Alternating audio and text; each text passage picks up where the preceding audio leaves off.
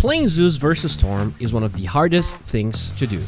It doesn't matter where you are, if Storm has even a vague idea of your location, he can track and take you down consistently, and there's not much you can do in terms of items to change that. By looking at only 8.5k MMR games, I was able to gather some tips to help you change that. By the way, if you're interested in the full footage of all the games I watched, I gathered around 3 hours of some of the best Zeus players, and they are available for anyone that joins my Meta Aficionado tier on Patreon. Okay, quick plug is over, let's get going. The first thing we have to analyze when talking about Zeus versus Storm is level 6. The laning stage between these two heroes is a farm fest nowadays, and unless someone rotates or something very odd happens, there shouldn't be any kills in the laning stage. But the thing is, as soon as Storm gets his 6, he can kill you provided he has enough mana, and you have to minimize that chance as much as possible. The ways to do that are simple. You have to be full HP at all times. There is no reason you shouldn't be full HP at this stage. Storm, without jumping you, cannot really do any damage, and your hero barely loses HP jungling. If you rotate it to get a kill, then it is your job to buy a salve, go base, or get a rune to compensate that immediately, because if you show half HP in lane, you are pretty much just giving a kill away. One of the biggest mistakes you can make as a Zeus playing versus Storm, even if you're full HP, is trying to contest a rune when you don't see both support showing in lane or when you don't have a support immediately by your side. It's sad, but unless you know Storm rotated or he is going base, you should tread very carefully when trying to get a rune. As you can see in both examples here, Zeus was full HP and he gets taken out. As a general rule, you should only go for runes in situations like this one, where Storm rotated top seconds before the rune spawned. At this stage, it's not possible for him to zap middle after spending so much mana to get a kill in another side of the map, and you're going to be strong enough to zone supports that try to stop you. Besides these tips, there are 4 items that you can buy to help you in cases you get jumped, even if you follow everything I just said. And you don't really have to buy all 4 of them, just keep them in mind. Raindrops is the first one since it's great mana regen and one of the most cost-effective items to deal with Storm. Stick or Wand, since Storm gives you a lot of these charges, is also great, and it's an item you want to have on pretty much every hero anyways. Fairy Fire, which works pretty similarly to Wand, but it's just another source of unpredictable HP, and surprisingly, Windlace. Obviously, we're considering you have boots already on Zeus. In the early game, Storm doesn't have a lot of mana to chase you and not enough attack speed to proc a lot of overloads, meaning Windlace sometimes can be pretty clutch in allowing you to disengage from him from move speed alone, and if this is a game you're considering to get you Scepter, Windlace picked up early can be pretty valuable for the price. Alright, items are great, but you will never beat Storm reliably if you do not play right, and what playing right actually means.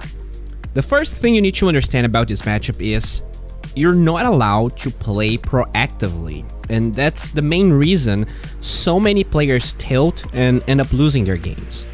The reasoning is simple. You deal way too much damage and you're easy to kill.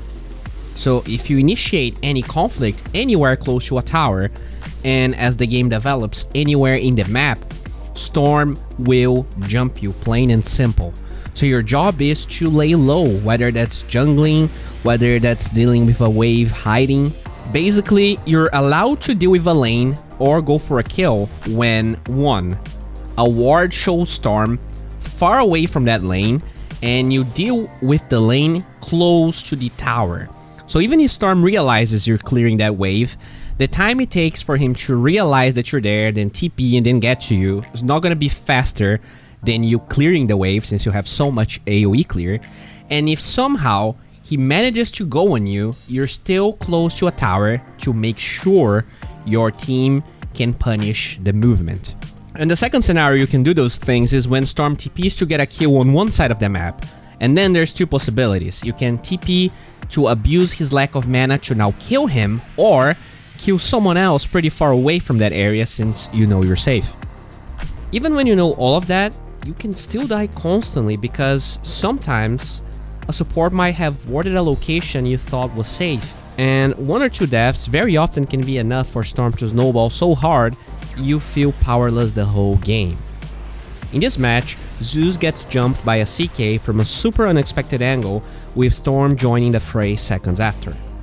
When that Zeus respawns, he spends about a minute of his time trying to deward the area since his supports apparently were not investing the time he felt was necessary. In this case, CK actually smoked to get there because Zeus doesn't find anything, but you really need to make sure the area you're chilling is safe, and you really can only die when the enemy smokes, or else you're not gonna stand a chance. Aeon Disc, Yule Scepter, Glimmer Cape, they can all buy you a little bit of time, but inevitably Storm will kill you, and there's not really an item that changes the whole thing for you.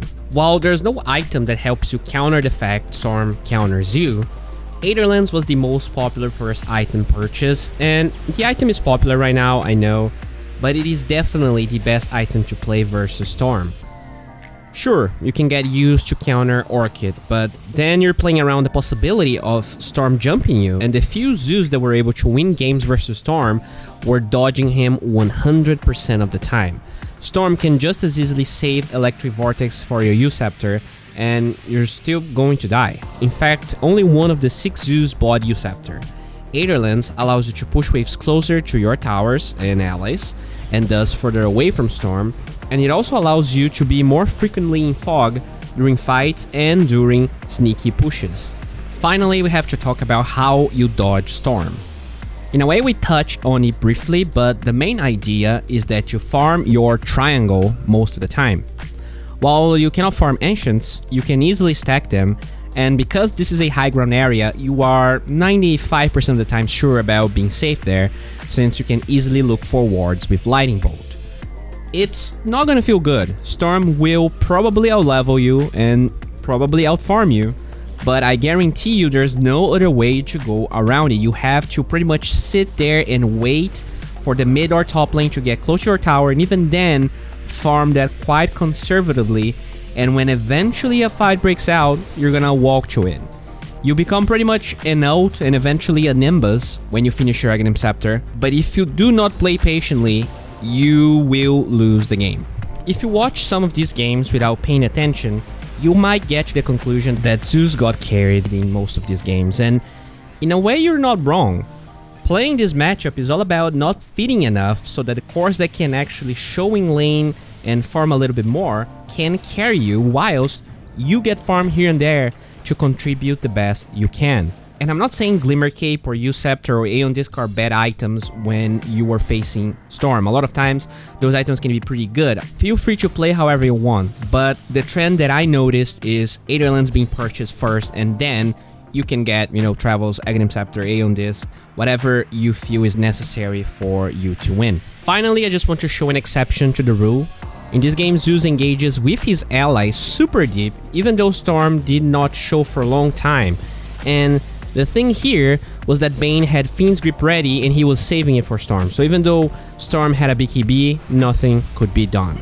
As long as you have an ally that can reliably stop Storm, you can go for plays like this, but remember that pubs are tough and people oftentimes will not play the way you want them to, so be very cautious about showing before Storm does, but I'm just here showing you that nothing in Dota is a strict rule.